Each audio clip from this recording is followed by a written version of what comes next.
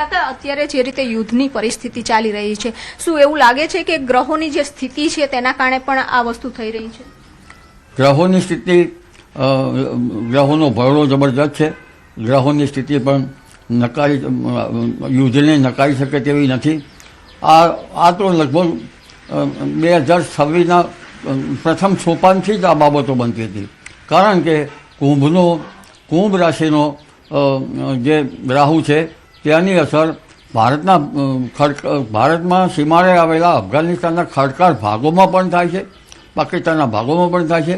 એટલે ઉત્તર પશ્ચિમ જે ભાગો છે આપણા પશ્ચિમ સરહદના, ત્યાંની સીમાઓ પણ સાચવી રહ્યા છે. આ ઉપરાંત મીન રાશિનો શનિ છે. મીન રાશિના શનિ દેશના ઉત્તરીય પર્વતીય ભાગોમાં, લગભગ ભૂતાન, નેપાળ વગેરે ભાગોમાં અને આસામ, મણિપુર વગેરે પૂર્વ ભાગોમાં થાય છે અને દરિયાના ભૂભાગોમાં થાય છે. શ્રીલંકાના ભાગો સુધી થઈ શકે અને આપણે દરિયાના ભાગોમાં થઈ શકે. પરંતુ જે યુદ્ધ જે ચાલી રહ્યું છે અત્યારે, એમાં એક કુંભના રાહુની પણ અસર થઈ શકે. આ કુંભના રાહુની અસર યવન મલેશ પ્રદેશ ઉપર થઈ શકે. એટલે પહેલાં યવન મલેશ એટલે આક્રમણ કરનાર એક સમુદાય લશ્કરનો. અને મલેશમાં લગભગ મુસ્લિમ રાષ્ટ્રો એ ઘણું આવી શકે. એટલે કુંભ રાશિની અસર મુસ્લિમ રાષ્ટ્રો પર થવાની શક્યતા છે. લગભગ મોટા ભાગના મુસ્લિમ રાષ્ટ્રો પર, મિડલ ઇસ્ટમાં. અને ત્યાંના લીધે માધાતાના મન ઉપર અસરના કારણે ઈરાનના શાસકો પરંતુ ઈરાનના શાસકોના મન ઉપર પણ અસર થાય. કારણ કે બુધ રાહુની અસરો છે. બુધ રાહુ અસર મન અને મગજ ઉપર કરતા હોય છે. એટલે જેના કારણે લગભગ મિડલ ઇસ્ટના શાસકો, ઈરાનના શાસકોમાં યુદ્ધ ઉન્માદ વધે અને ઇઝરાયલના ભાગોમાં, યહૂદી વગેરે ભાગોમાં તેમાં પણ યુદ્ધ ઉન્માદ વધે. પરંતુ આ મિથુન રાશિમાં ગુરુ છે અને ગુરુ હોવાથી એકંદરે ભલે સાનુકૂળ હોવા છતાં જે ટ્રમ્પ શાસન છે અમેરિકાનું, ત્યાંના માધાતા ઉપર પણ અસર થવાની શક્યતા રહેશે.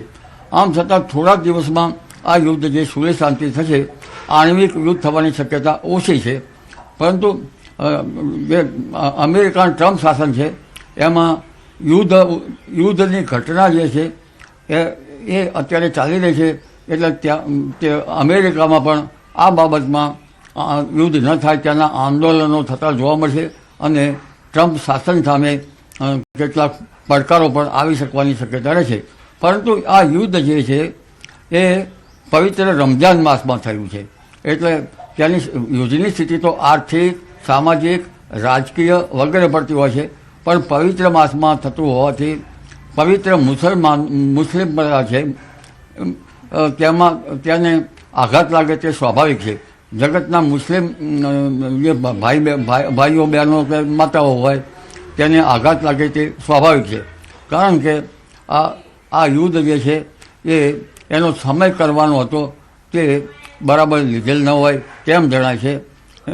પરંતુ સર્વ પ્રજાને આ યુદ્ધથી શાંતિ મળે એવું મારું અંદરખાની અંતરકરણ એમ કહી રહ્યું છે. પછી ભલે ગમે તે જ્ઞાતિ હોય, ક્રિશ્ચિયન હોય, મુસ્લિમ હોય, શીખ હોય, ઈસાઈ હોય કે યહૂદી હોય, પરંતુ સંહાર એ સંહાર છે. આ નફરતના બીજ રોપાયા છે. નફરતના બીજ નફરત જ ઊભા કરશે. જે છે એ ટ્રમ્પ શાસન જે છે એ માધાતાઓના મન ઉપર આ અસર થઈ રહી છે. એ અનુચિત તો છે જ. કાકા, હવે ઉનાળાની શરૂઆત પણ થઈ ગઈ છે. શું લાગે છે ગરમીનો પ્રકોપ કેવો રહેશે? પહેલાં તો ગ્રહણનો ભરડો લઈ લઈએ. ગ્રહણના ભરડામાં માર્ચ મહિનાના ગ્રહો બહુ ભારે છે અને આ માત્ર જે ખાડી દેશો માટે નહીં, વિશ્વ ઉપર અસર કરનારા છે. જે રશિયા ઉપર અસર કરશે, ચીન ઉપર તો ચીનની ગાંઠી લગભગ કર્કના ઘણા તુલામાના છે. એટલે ત્યાંની અસરો ચીન ઉપર તો ઓછી થશે. પરંતુ સૂર્યમંગળના અંગારક યોગ, મંગળ જે છે એ રક્તનો ગ્રહ છે. મંગળ સૈનિક છે. મંગળ લશ્કરી શાસનની અસર કરશે એટલે મંગળ જે છે એનો પ્રભાવ વધારે રહેશે. પણ સૂર્ય મંગળ યોગમાં પણ સૂર્ય રાહુ યોગતા છે. રાહુ એ માયા છે અને સૂર્ય એ અધિકાર ક્ષેત્રમાં છે. એટલે અમેરિકાના મનમાં, ટ્રમ્પના મનમાં અધિકાર ક્ષેત્રની આ લડાઈ હોય તેમ જણાય છે, કારણ કે સૂર્ય રાહુ જેવા પાપગ્રહ સાથે આવેલ છે. અને અન્ય બાબતો જોઈએ તો લગભગ ઈરાન પણ અધિકાર માટે લડી રહ્યું હોય તેમ જણાય છે. આ ઉપરાંત મંગળ રાહુનો યોગ છે. મંગળ રાહુ પણ લડાયક છે, પરંતુ આ લડાયક રાહુના કારણે તેની અસર માયા છે. એક જાતની લડાઈ છે એ માયાના કારણે થઈ રહી છે અને મંગળ લશ્કરમાં છે. પરંતુ વિભો હાઇડ્રેન પ્રવૃત્તિ વધારે થશે.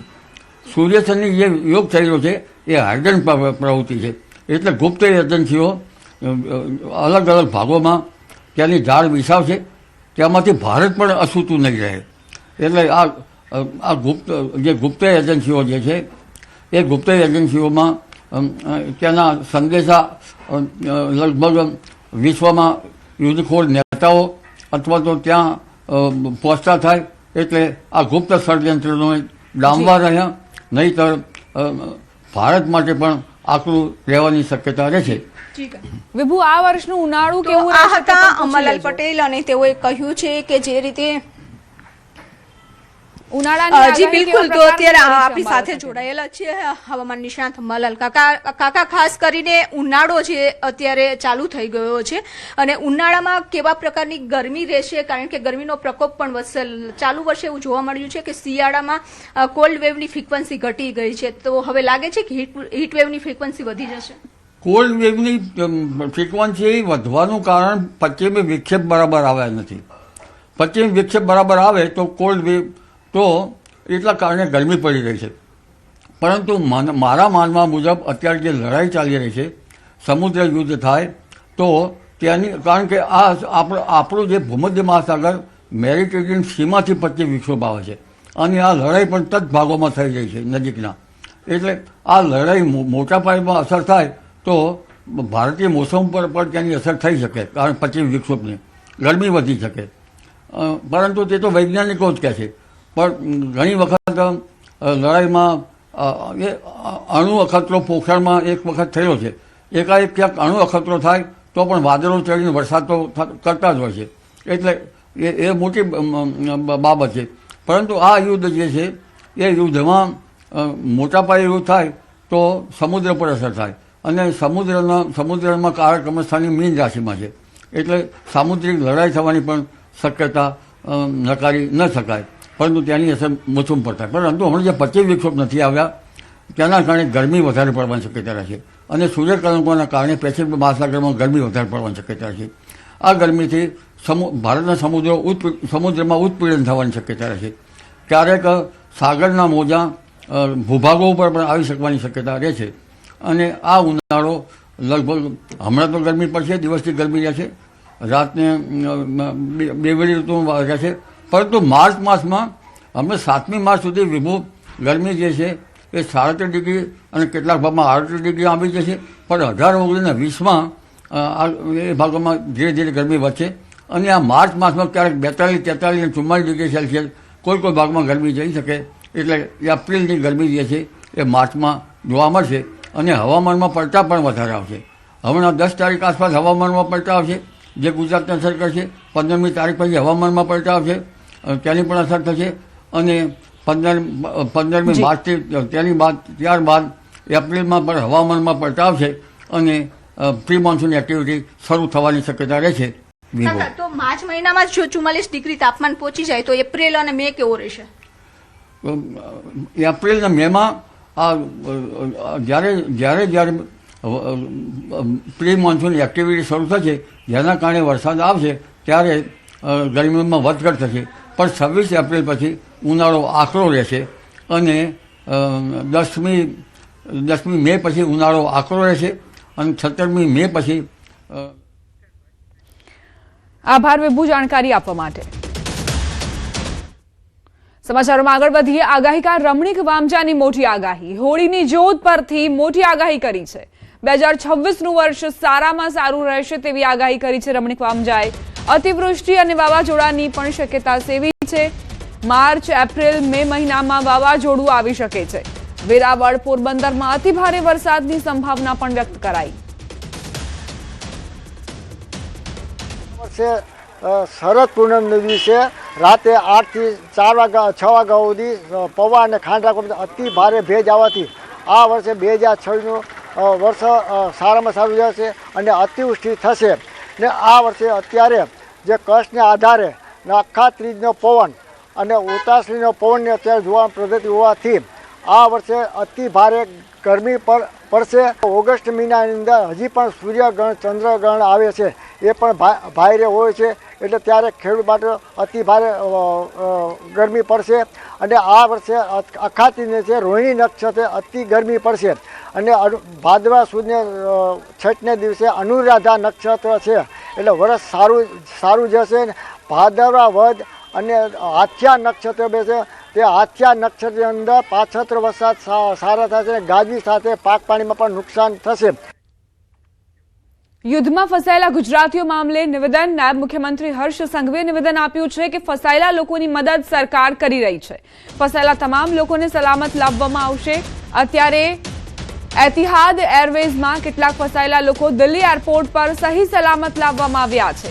બીજા ફસાયેલા લોકોને પણ લાવવામાં આવશે તેવી તેમણે વાત કરી છે.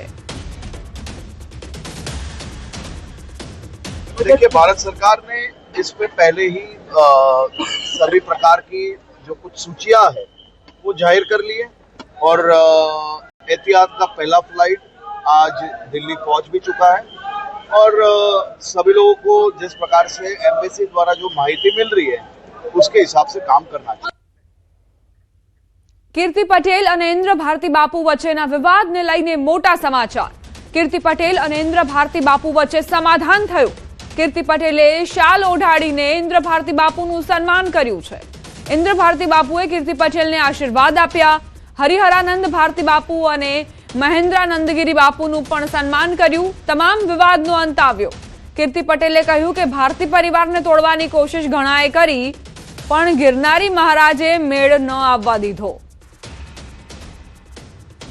ભારતી પરિવારને ભાંગવાની કોશિશ તો ઘણાએ કરી, પણ મેળ ના આવવા દીધો ગિરનારી મહારાજે. વડોદરામાં રફતારના રાક્ષસો બેફામ બન્યા છે. બેફામ બાઇક ચાલકે અકસ્માત સર્જ્યો. બાઇક ચાલકે અન્ય બાઇક સવારને અડફેટે લીધો. અન્ય વાહન ચાલકોના પણ જીવ જોખમમાં મૂક્યા. સમગ્ર ઘટના કેમેરામાં કેદ થઈ. વિડીયો વડસર બ્રિજ પરનો હોવાનું સામે આવ્યું છે. રફતારને લઈ શહેરમાં સતત વધી રહ્યા છે અકસ્માત. ટ્રાફિક પોલીસની નિષ્ક્રિયતાના કારણે નબીરાઓ બેફામ બન્યા છે.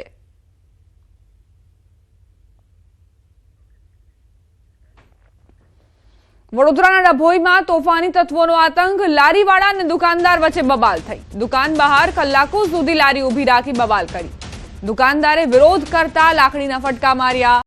રેખડીવાળાએ લારી પરથી તીક્ષ્ણ હથિયાર લઈ હુમલાનો પ્રયાસ કર્યો. બંને વચ્ચે છૂટા હાથની મારામારી પણ થઈ. સ્થાનિક વેપારીઓએ વચ્ચે પડીને મામલો શાંત પાડ્યો. મારામારીની ઘટના કેમેરામાં કેદ થઈ છે. વડોદરાથી સમાચાર. હોળીની ઝાડથી આગ લાગી. એમજીવીસીએલનો સર્વિસ કેબલ આગની ઝપેટમાં આવ્યો. સંતોષનગર નવા બજાર વિસ્તારની ઘટના.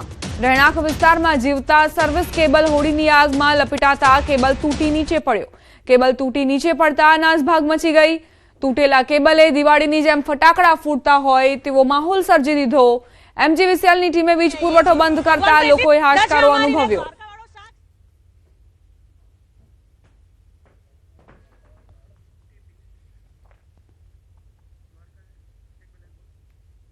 એમજીવીસીએલના સર્વિસ કેબલને કઈ રીતે આગ લાગી તેના દ્રશ્યો આપ જુઓ. હોળીના પર્વ પર લાખોની સંખ્યામાં લોકો દ્વારકાધીશના દર્શનાર્થે જતા હોય છે. આ મંદિર સાથે લાખો લોકોની લાગણીઓ જોડાયેલી છે. તેથી જ લોકો મોટી સંખ્યામાં પહોંચતા હોય છે. લોકોની લાગણીઓને માન આપી તંત્રએ પણ સતત સુરક્ષા બંદોબસ્ત ગોઠવ્યો છે. લાખો ભક્તોના ધસારા વચ્ચે તંત્ર સજ્જ થઈને અગાઉથી જ તૈયારીઓ કરી છે. એટલું જ નહીં, હોળીનો પર્વ પૂર્ણ થયા બાદની પણ કામગીરી તંત્ર કરતું હોય છે. અમારી ટીમે દ્વારકા કલેક્ટર RM તન્ના સાથે વાતચીત કરી. તેમણે આ અંગે તંત્ર દ્વારા થતી તૈયારીઓ, તકેદારીઓ અંગે ચર્ચા કરી. દ્વારકાનો નાથ જેને બોલાવે તેની જ હાજરી અહીં ચોક્કસ છે, પરંતુ તમામ જ્યારે ભક્તો આવતા હોય, મોટી સંખ્યાની અંદર જ્યારે હોળીનો ઉત્સવ ઉજવાતો હોય, ફૂલડોલ મહોત્સવ જે વર્ષોથી દ્વારિકામાં યોજાય છે, ને એમાં બી ગુજરાતના કૃષ્ણ મંદિરમાં હોળી સાથે ખાસ કરીને અનન્ય ભાવ જોડાયેલો હોય છે ભક્તોનો. મેનેજમેન્ટ પણ એ પ્રકારનું કરવું પડતું હોય છે, ને આ મેનેજમેન્ટ સાથે સૌથી પહેલાં તંત્રની જે જવાબદારી છે, તૈયારીઓ છે, તે કહી શકાય કે 3-4 મહિનાથી શરૂ થઈ જાય છે. મારી સાથે અત્યારે જિલ્લા કલેક્ટર છે RM તન્ના સર, તેમની સાથે વાત કરીશું. તન્ના સર, જે પ્રકારે મેનેજમેન્ટ કરવું પડે, 3 થી 4 મહિના પહેલાં જ અગાઉથી જ આ તૈયારીઓ શરૂ થઈ જતી હોય છે. વહીવટી તંત્ર માટે દર વખતે એના લર્નિંગ્સ મુજબ સ્પેશિયલ વહીવટી તંત્રની કોઈ વ્યવસ્થા નથી, પણ તંત્ર આ બધાની અંદર કોઓર્ડિનેટર તરીકેની ભૂમિકા ભજવે છે. આની સાથે સંખ્યાબંધ જુદા જુદા વિભાગો કામ કરી રહ્યા છે. જેમ કે આપ સૌ જાણો છો, પહેલો જ દાખલો લઈએ તો આટલા બધા લોકો અહીંયા આવે અને ત્યાંથી જાય, કેમ્પો લગાવીને લોકો આવે, સેવા કરે, જમાડે, ખવડાવે, પીવડાવે લોકોને. પણ ત્યાર પછી કેમ્પ ઉઠી ગયા પછી સફાઈનું એક બહુ મોટી ચેલેન્જ છે. ગ્રામ પંચાયત જે વિસ્તારમાં થતું એ ગ્રામ પંચાયત તો ન કરી શકે. નેશનલ હાઈવે ઓથોરિટી અને બીજી અહીંયા જે ઇન્ડસ્ટ્રીઝ છે એના સહયોગથી, લોકલ વહીવટી તંત્રના સહયોગથી બધા સ્વયંસેવકો તૈયાર કરીને, કોર્પોરેટ કંપનીઓ છે એમનું ફંડનું યુટિલાઇઝેશન કરી અને મોટું સફાઈ અભિયાન આ સમય દરમિયાન પછી પાર પાડવું પડતું હોય છે. 2000 જેટલા પોલીસ કર્મચારીઓ અહીંયા હાજર હોય છે આ સમગ્ર દિવસો દરમિયાન. આટલા બધા મોટા પ્રમાણમાં લોકો આવતા હોય, સિનિયર સિટીઝન હોય, નાના બાળકો, લેડીઝ હોય, એટલે કોઈને મેડિકલ સર્વિસીસમાં અથવા તો કંઈ તકલીફ કે ઇમરજન્સી ઊભી થાય એટલા માટે મંદિરની આસપાસ પાર્કિંગના સ્થળો ઉપર વહીવટી તંત્ર તરફથી મેડિકલ ઓફિસરો અને બીજી આપણી જે જિલ્લાનું આરોગ્ય તંત્ર છે એની ટીમ અને દવાઓનો આપણે જથ્થો ઉપલબ્ધ રાખીએ છીએ. સંખ્યાબંધ લોકો પાણીની, જમવાની, ભોજનની સુવિધા કરે છે. પણ દ્વારકામાં આવ્યા પછી શું? દ્વારકામાં આવ્યા પછી પણ લાઇનમાં ઊભા રહીને એમને 4-6 કલાક, 8 કલાક, 10 કલાક ગાળવા પડે. એ માટે આપણે પાણી પુરવઠાનું તંત્ર અને લોકોના સહયોગથી લોકોને પીવાના પાણીની વ્યવસ્થા પૂરી પાડીએ છીએ. નિર્વિઘ્નપણે આ યાત્રા લોકો સંપન્ન કરે છે. વહીવટી તંત્ર એના અનુભવથી અને લોકોની જરૂરિયાત ધ્યાને રાખી અને એક સંકલન અને સપોર્ટની વ્યવસ્થા કરે છે. આમાં સૌથી વધારે લોકોની સફળતા આ પદયાત્રા દરમિયાન લોકોની આસ્થા, શ્રદ્ધા અને એમની જે ધીરજ જે છે, ગમે એટલી તકલીફો વેઠીને પણ યાત્રા કરવાની, તંત્ર એને ધ્યાનમાં રાખીને જેટલું દર વર્ષે પોતાના લર્નિંગ ઉપરથી દર વર્ષે કંઈ ને કંઈ નવી વ્યવસ્થા ઊભી થાય, નાનો મોટો કંઈક લોકોને વધુ સુખાકારી રહે અને સરળતા રહે, એવો અમારો પ્રયત્ન હોય છે. બધાને અમે એ જ વિનંતી કરીએ છીએ કે દ્વારકાધીશ ખૂબ કૃપાળુ અને દયાળુ છે. સૌ પોતાની આસ્થા લઈને આવે, એની આસ્થા અહીંયા બધાની ભગવાન પૂરી કરે છે. શ્રદ્ધાથી આવે અને પોતે જે અત્યારે ધીરજ રાખી આટલો મોટો માનવ મહેરામણ હોય છે, છતાં જે ડિસિપ્લિનના વેમાં અને ધીરજ રાખીને તંત્રની વ્યવસ્થામાં સહકાર આપે છે, એ જ રીતે સહકાર આવનારા સમયમાં પણ આપે. દ્વારકાધીશના મંદિરે જ્યારે કોઈ પણ વ્યક્તિ 1 પણ રૂપિયો વગર આવે છે ત્યારે ખરેખર તે દ્વારકાધીશના મંદિરે આવીને દર્શન કરીને જાય, તે પ્રકારનું મેનેજમેન્ટ તંત્ર દ્વારા પણ છે. કેમેરા પર્સન પ્રકાશ સાથે દીપિકા ખુમાણ, ન્યૂઝ 18 ગુજરાતી, દ્વારિકા.